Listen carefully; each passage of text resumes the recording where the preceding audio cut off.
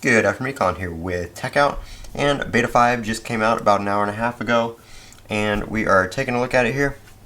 I just did my stream where I installed everything.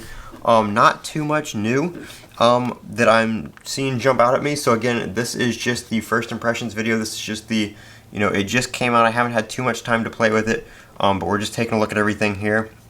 Performance, it seems a little bit smoother. Of course, that could be just because my phone just restarted from the install. So we'll have to see if that changes over time. Battery life, again, not one of the things I'm going to know about yet because it just finished the install. The only thing I'm noticing here is on standby mode, and I want you guys to tell me what you think about this. This is not related to Beta 5. This was the same in Beta 4. But if we put the phone in standby mode here, give me a second to get it into standby mode. Alright, there we go. So you can see here the phone is locked. If I go to turn on a light, it asks me to unlock. Now the light says it comes on, but it actually doesn't. It asks me to unlock. I can swipe down here from Control Center and turn the light on and off. Works just fine, doesn't ask me to unlock. So why on standby mode is it requiring an unlock? Now in my settings, I do have all this turned on, so it should let home controls work while locked. I'll show you the settings I have here.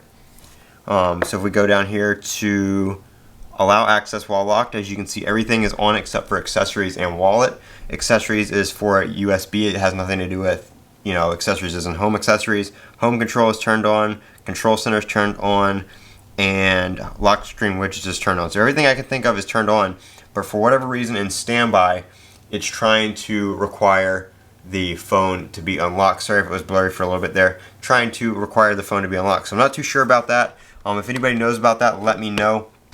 But performance seems to be better. Like I said, not seeing anything jump out at me right off the bat. Hopefully they did fix the issue in messages where the text box doesn't always come up and you had to hit the enter key or go back and come back into the message.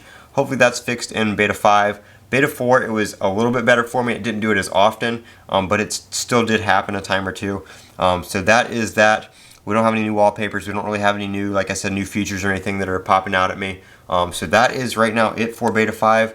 Of course, we're probably going to start seeing a weekly release schedule, if not this beta, maybe the next one, in preparation for the public release, which I expect to be on the 22nd, which is the day we expect the new iPhone to actually come out, with the Apple event on the 11th or 12th, I believe, that Monday or Tuesday.